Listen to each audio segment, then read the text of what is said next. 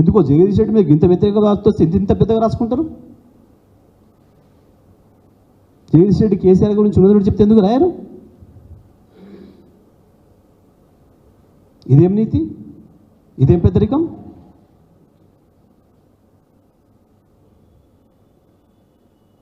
ఎందుకు జగదీష్ రెడ్డి మాట్లాడలేదా? జగదీష్ రెడ్డి భాష వాడలేదా? జగదీష్ రెడ్డి చెప్పిన పదం అర్థం కాలేదా?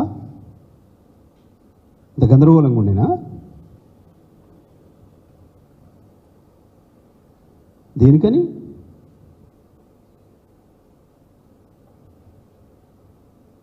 అందుకే అంటున్నాం మేము, మా ప్రజలకు వాస్తవాలు చెప్పాలి కాబట్టి. ఒక్క వాళ్ళే కాదు, ఇళ్ళ కూడా ఉన్నారు మనకు అని చెప్పాలి నేను, మా బాధ్యత.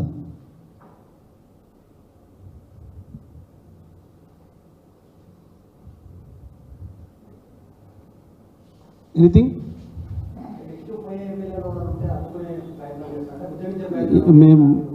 మేమేమంటున్నాము, ఎప్పుడు ఎవరు ఏమేం చేశారో గదే చేస్తారు, గదే జరుగుతుంది. దానికి అతీతంగా ఏం జరగదు, అతీతంగా ఏం జరగదు. సింపుల్ లెక్క.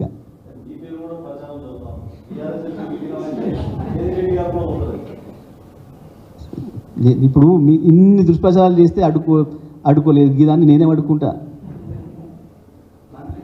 ఇంత పెద్ద మీడియా హౌజులు, గిన్ని సోషల్ మీడియా హౌజులు రాస్తున్న దాన్ని నేను ఎట్లా ఆపుతా?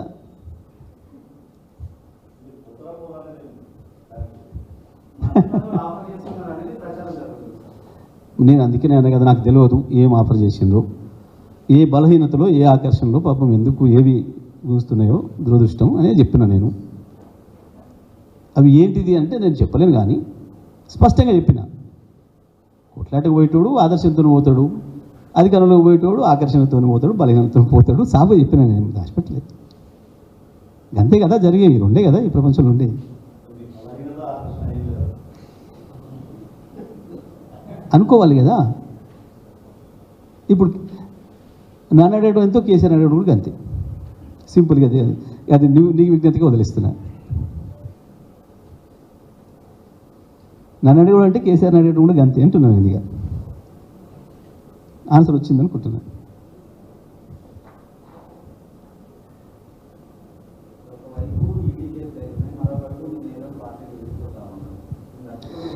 Simple why. ఇక్కడ ఇంకొకటి కూడా యాడ్ చేస్తాం మీకు, ఇంతకుముందు చెప్పిన కంటిన్యూషన్. మన శత్రువులు ఎక్కువ ఉన్నారు దానికి.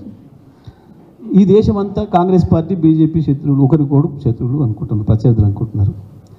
కానీ ఒక మా విషయంలో వాళ్ళిద్దరు దోస్తులు, వాళ్ళిద్దరు కలిసి చేస్తున్నారు. మంచి విషయం గుర్తు చేసినావు, థ్యాంక్ యూ. ఒకవైపు ఈడీలు, ఐటీలు, సిబిఐలు కేంద్రం నుంచి, ఇక్కడ వీళ్ళ చేతిలో ఉన్న ఏసీబీలు, విజిలెన్సులు, ఇంకొకటి ఇక్కడి నుంచి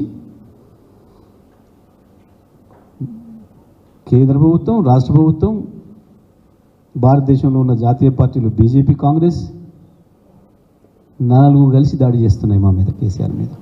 దానికి తోడు కొన్ని మీడియా హౌస్లు. మిమ్మల్ని తీసేను. అయినా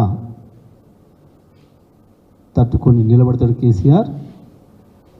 మళ్ళీ తప్పకుండా ఈ రాష్ట్ర ప్రజలకి ఊరటనిచ్చే పద్ధతుల్లో, ఈ రాష్ట్ర ప్రయోజనాలు కాపాడే పద్ధతుల్లో